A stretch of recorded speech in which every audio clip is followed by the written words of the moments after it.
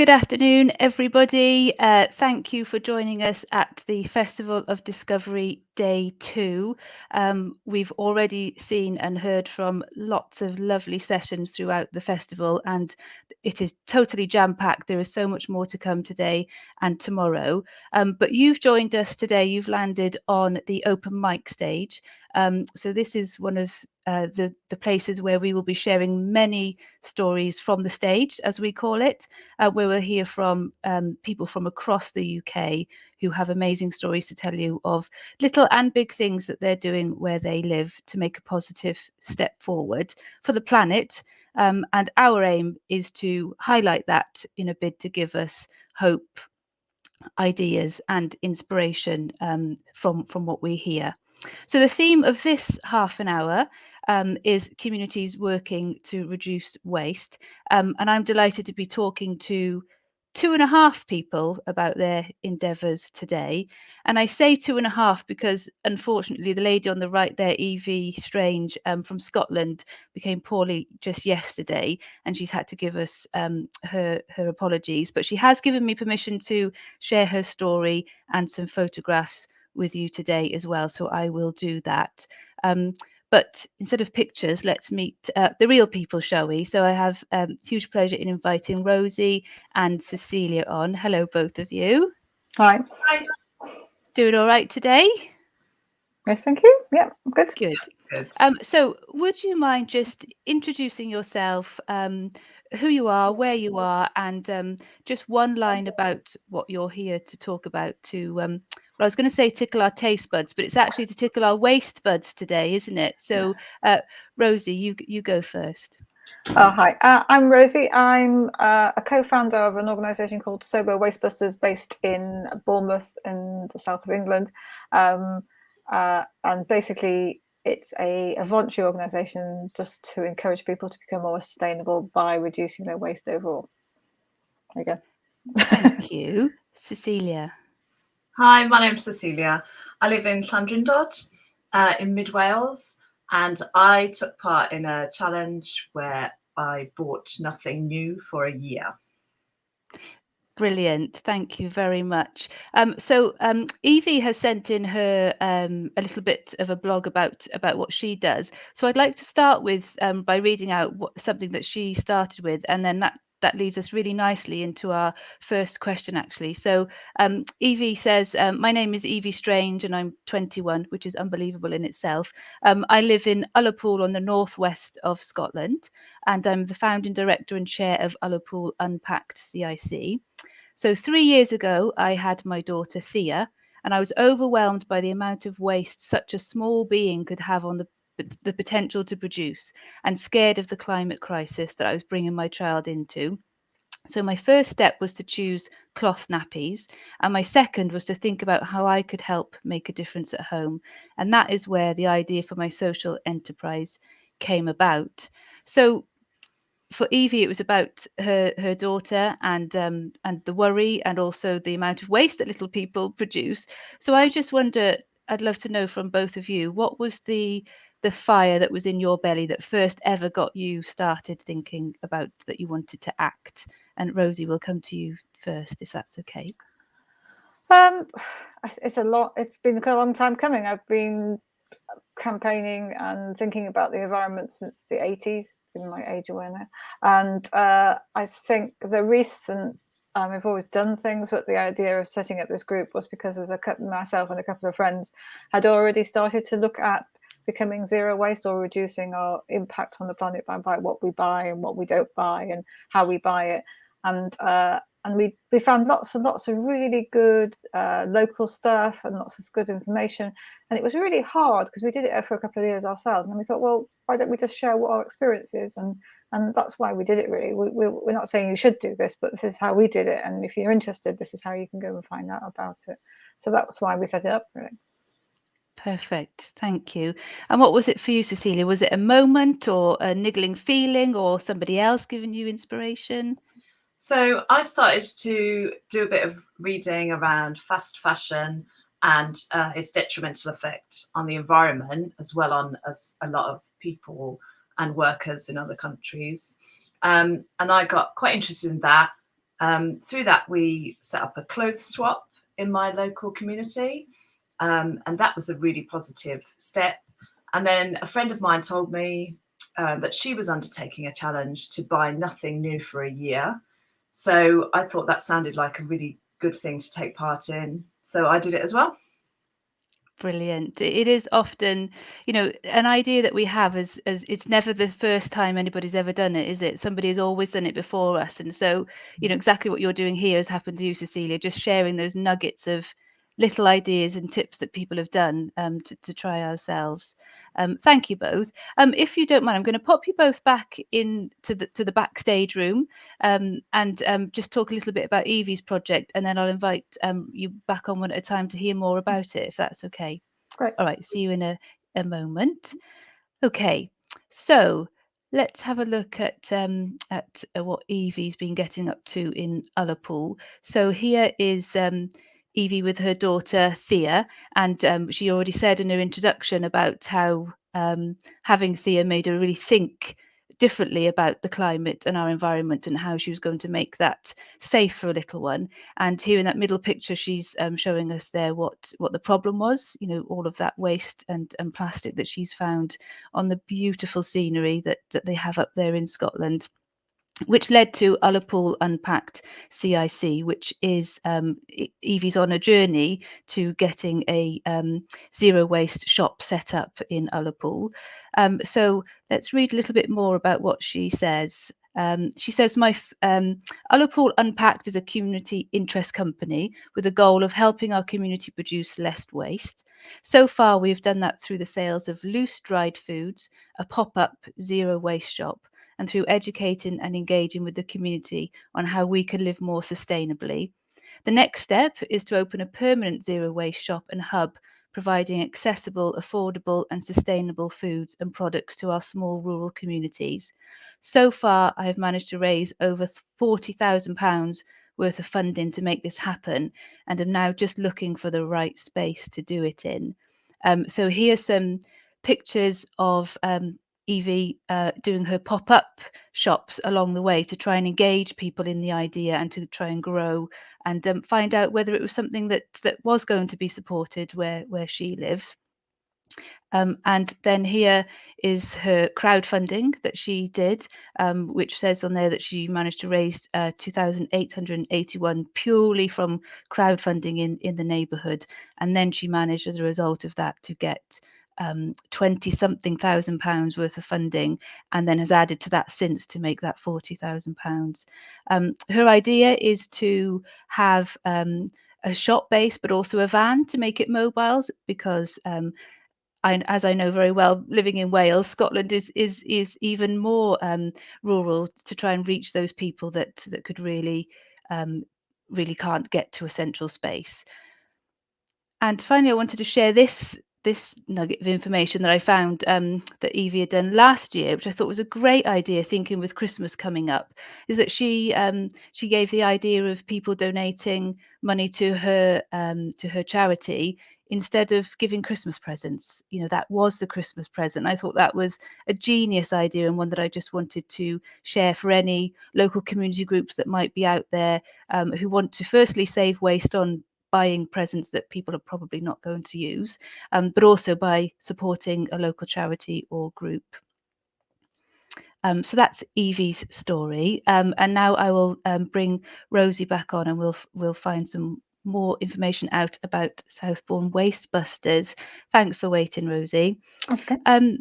So, yeah, would you mind just going into a little bit more detail, first of all, about Southbourne Wastebusters and maybe what that looks like on the ground day to day? What do you get up to?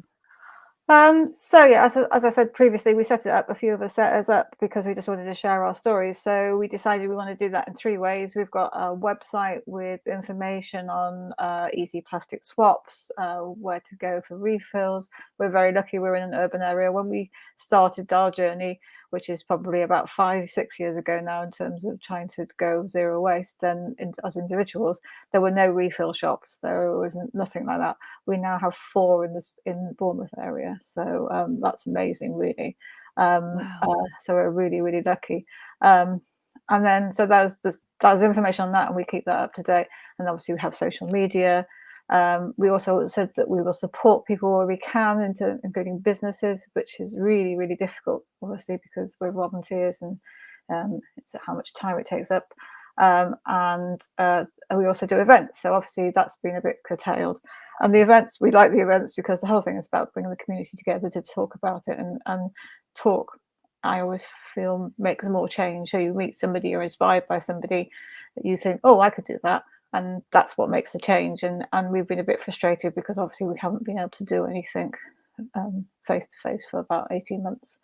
And also people move on, things change, and the usual organisation stuff, personalities change. So, and then we also did a bring your own container scheme, which is behind me, which is basically trying to encourage people to take their own containers to shops. So if you think about it, if you have a paper bag for your bread from the nice bakery, if you have 2 of those a week, that's 104 paper bags a year. So how many trees does that take? It's great, it's compostable, but so it's still a resource, it's still making use of natural resources. So we were we had a great launch of that just before lockdown, and we signed up about 30 businesses locally to that, and including takeaways. The takeaway business is horrendous, really. There's the no recycling and all the stuff. We were trying to think of a way we can have a circular way, and we do get some takeaways now. If you take your own containers, they will fill those up as well. So wow, that's incredible. It's just organic, really, and it sort of leads you off different paths, and it's just trying to keep it so it's manageable as well within resources. So. And in the time that you've been running Wastebusters, and you said that in that time there's 4 sort of those pop-up waste shops now, have you noticed a change in attitude in the time in a positive way? I know that there's still a long way to go, but what's your experiences of that on the ground? Yeah, I think where I live is fairly forward thinking. Southbourne, we chose to try and concentrate things locally. So although we work across Bournemouth in terms of social media and whatever, but in terms of Southbourne, which is where we live, it's a really nice little community, and it's got a nice community feel because it's got shops and it's got bakeries and it's got cafes, and so it's a hub of its own, really. And we wanted to keep it small because I think the problem is that things are so big you can't get your head around it, and I think the only way to make change is to do it locally, and that one person change will possibly make somebody else, and it's trickle down, isn't it? And my end point is always that since the 80s, my mantra has always been think globally, act locally, because that's the only way I can get my head around it.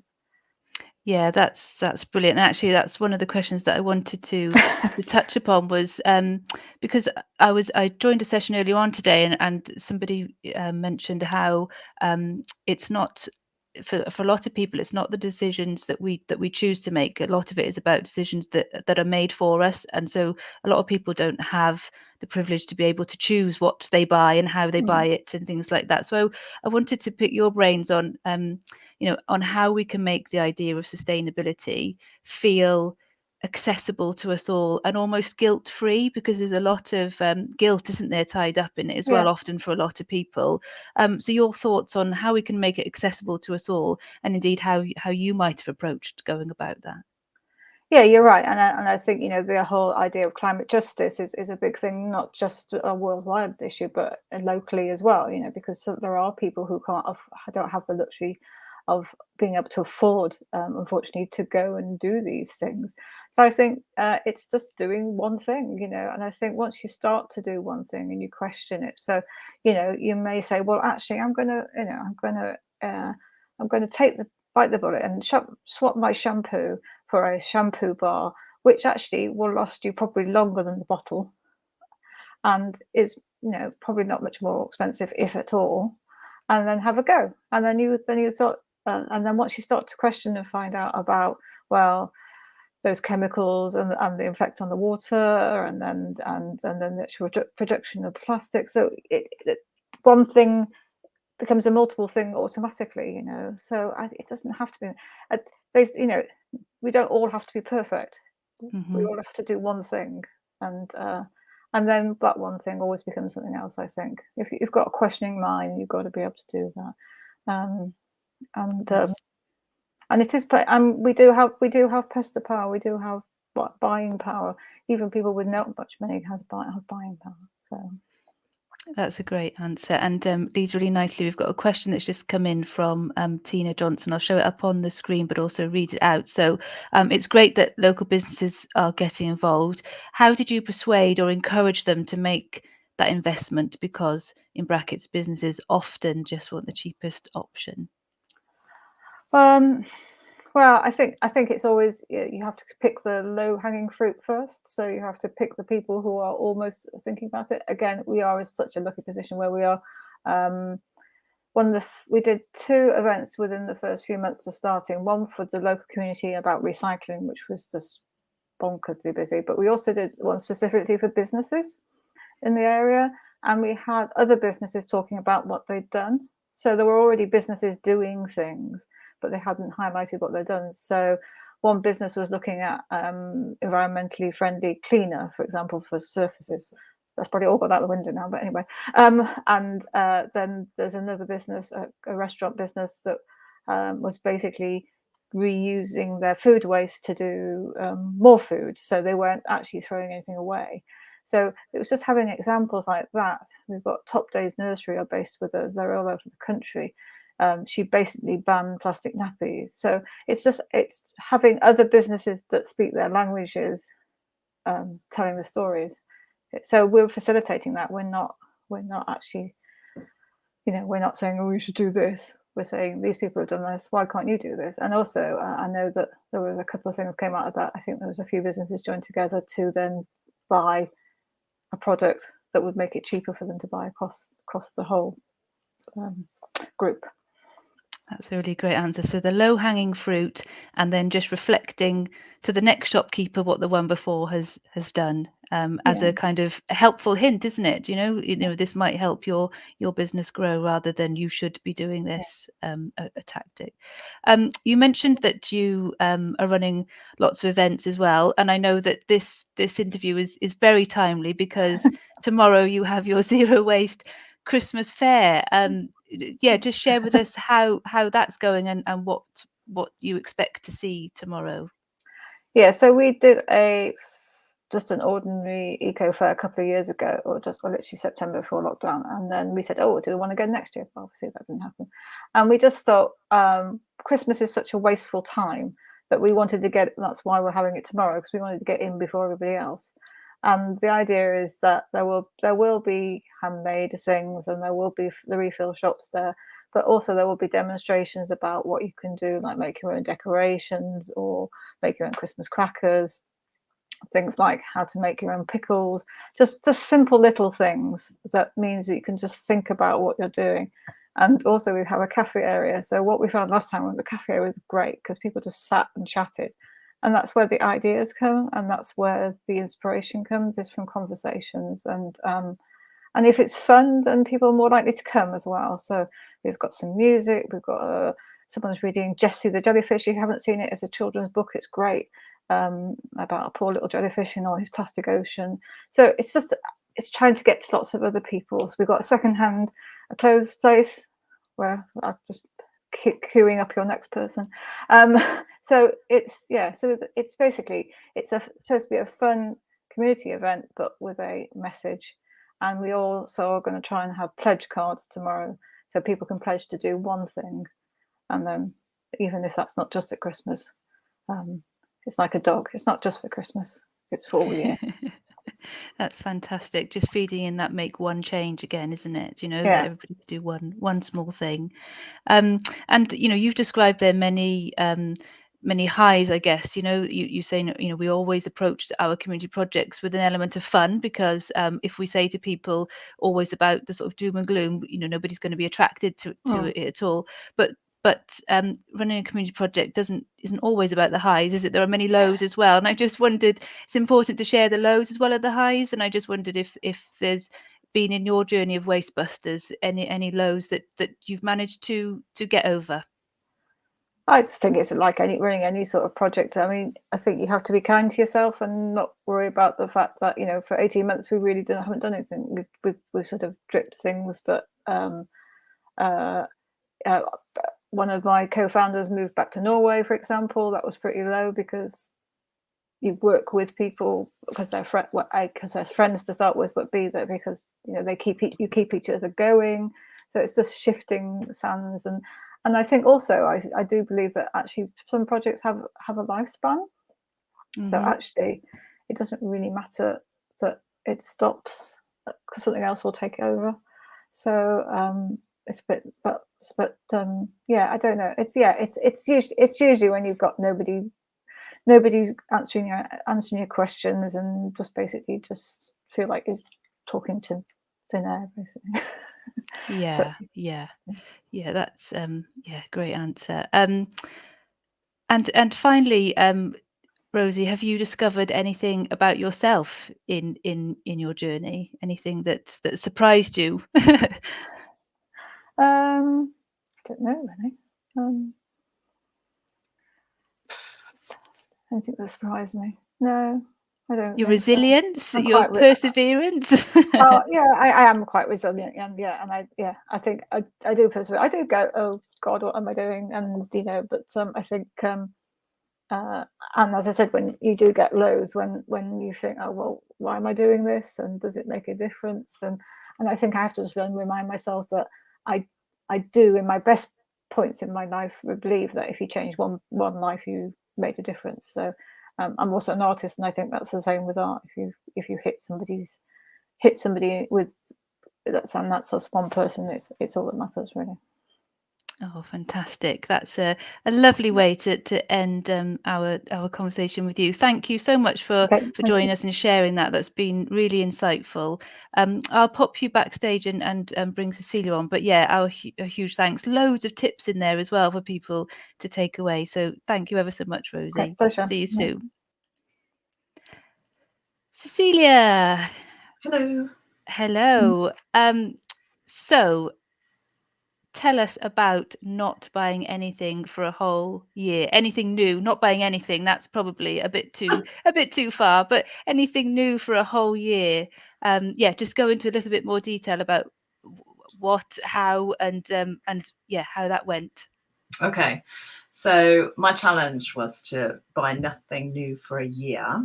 My nothing new was clothes, shoes, luxury items, and kind of household luxury things as well. So I don't know, new bed sheets or furniture or something.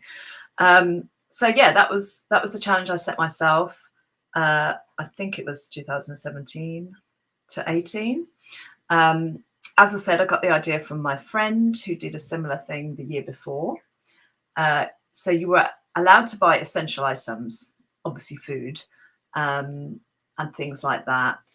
And I just thought, oh, I'm going to give this a go. It sounds like a good challenge that I could do. Sometimes I would look in the wardrobe and just think, there's so much stuff in here. We don't need anything else ever again. So it was a really good catalyst for wearing all those clothes at the back of the shelves that you haven't worn for ages. And thinking about things in different ways, actually. Yeah. So what was your most creative thing that you had to do in order to adapt? Because I'm guessing it made you think more creatively in how you were maybe going to wrap that present, or what you were going to wear to a certain dance. So what was the most creative thing that you had to do? Well, definitely when it came to presents, actually, it made you think about everything. So I didn't allow myself to go and buy wrapping paper. Like many people, I've got a drawer that's got a few things in it that, like, for emergency presents. So if I couldn't find anything in there, I was allowed to go to a charity shop to get a present for somebody. And then for the wrapping paper, I didn't just want to buy wrapping paper. So we had some old magazines lying around the house. That my children actually had some old football magazines as well. So when it came to their friends' birthday parties, that actually became a really fun way of wrapping presents, and it made the present even nicer to have it in a kind of a children's themed wrap that we just, you know, had already. And then also with making cards and stuff, that was fine. Sometimes you run out of cards or you don't have time. So you think, I'll just go and buy one. They're like 99p, that's quite a bargain. But like a lot of people, we also had lots of things lying around the house, like old paintings from the children back in the day. And sometimes they're just sitting in a drawer somewhere, or even in the loft in the box, gathering dust. So we could just cut these up, and the children had made them. So they're homemade cards. Cut them up, fold them over, and write inside. And it makes a really nice card for a friend or relative.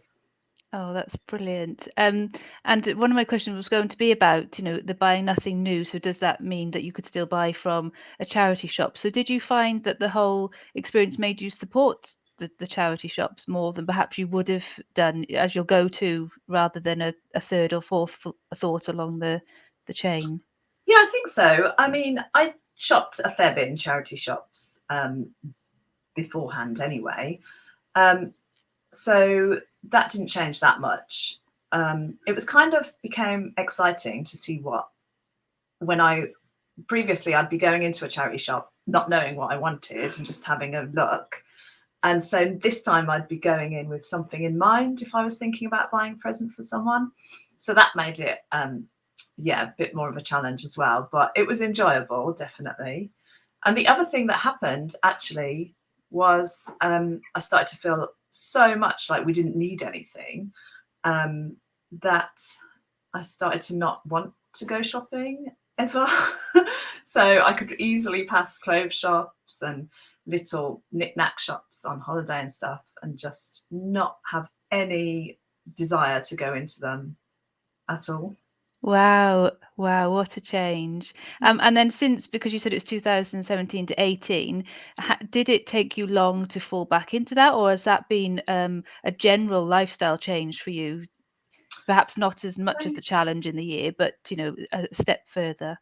Yeah, generally it has, definitely, because once I'd finished that year, there was a tiny sense of guilt if I was buying something new. I kind of had to justify it a lot in my head before I did make the purchase.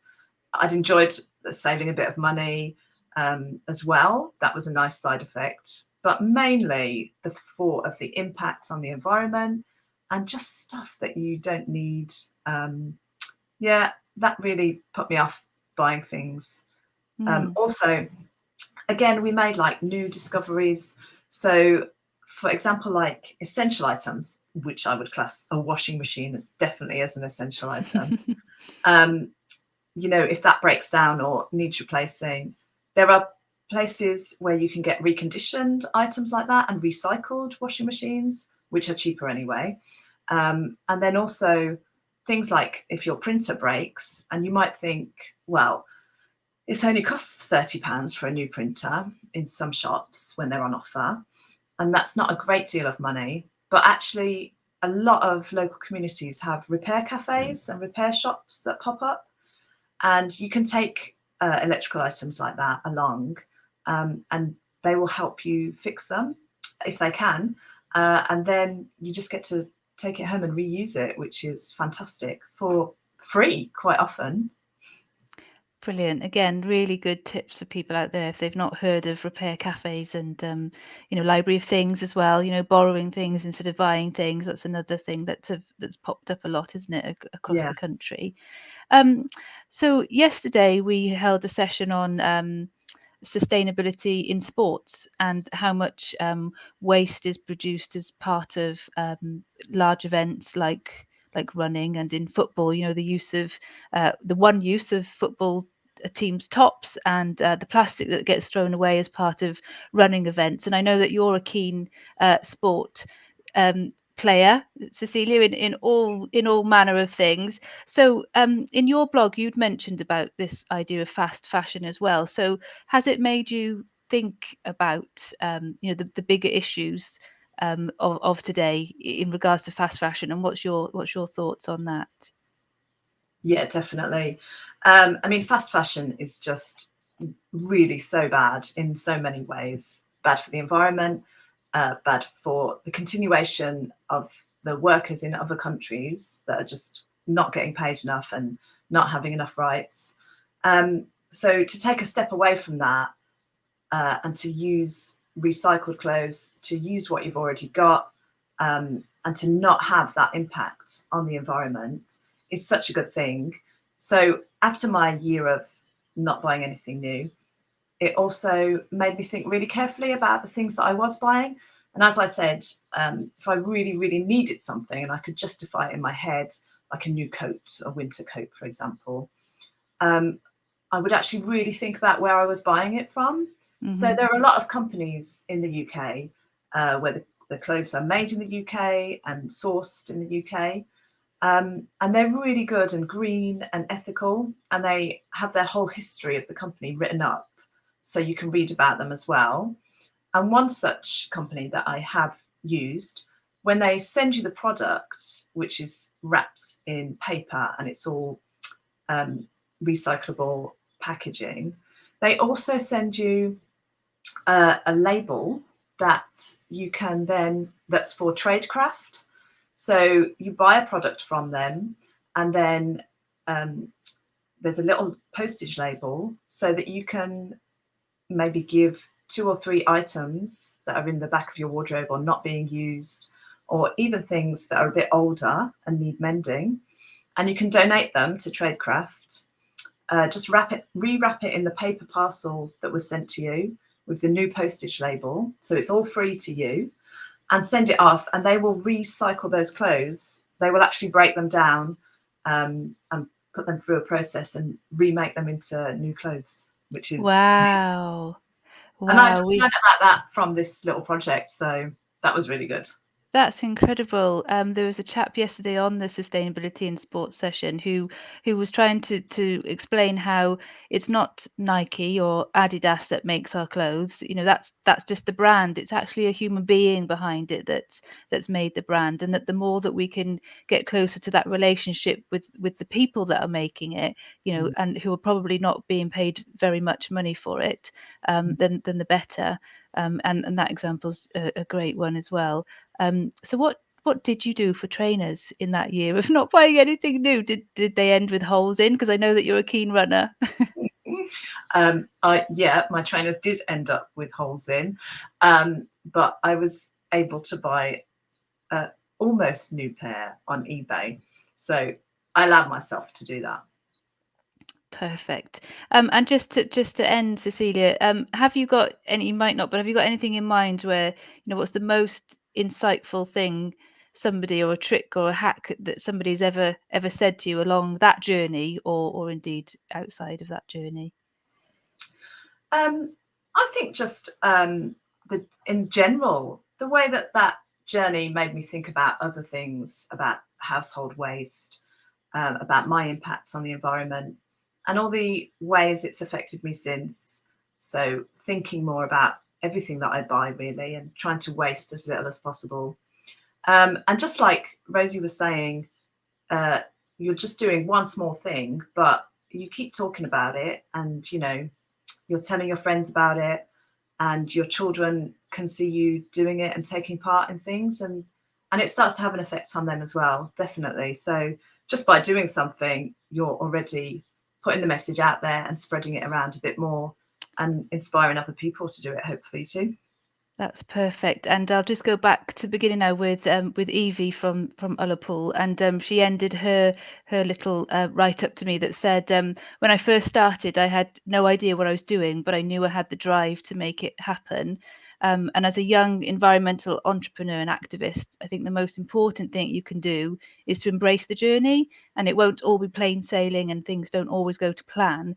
But if you care enough, then you will make a difference. And what yourself and Rosie have said is, you know, exactly sums that up. So yeah, thank you for doing what you can. And do you have plans to do another year, Cecilia, or have I just put you on the spot with that one? I do actually have plans to do another year. Yeah, I think because I started it on a New Year's thing. I don't make New Year's resolutions, but I did start it in a new year. So I thought I might do it in 2022 as well. Fantastic. Well, you heard it here first, people. Thank you so much, Cecilia. And we had a comment here saying that you're so right about the shopping. This person's now seeing it as boring, whereas I used to have to go periodically. Yeah, so thank you very much, and good luck with it next year, and I'll be watching. Thanks, Cecilia. Bye for now. Thanks. Wow, Rosie and Cecilia there. How amazing are those two examples? Huge thanks to them. So we're going to finish up here now, but coming up next on this very channel, actually, at 3 o'clock, we have an interview with 3 more lovely people, and the next one is about creative ways of helping other people to help the planet, because sometimes it can feel like maybe we're talking to people that think the same way as us, but how do we actually reach the people who maybe don't see it the same way as us? So that's coming up here at 3 o'clock, but there's also so much more to come at the festival, like I said earlier.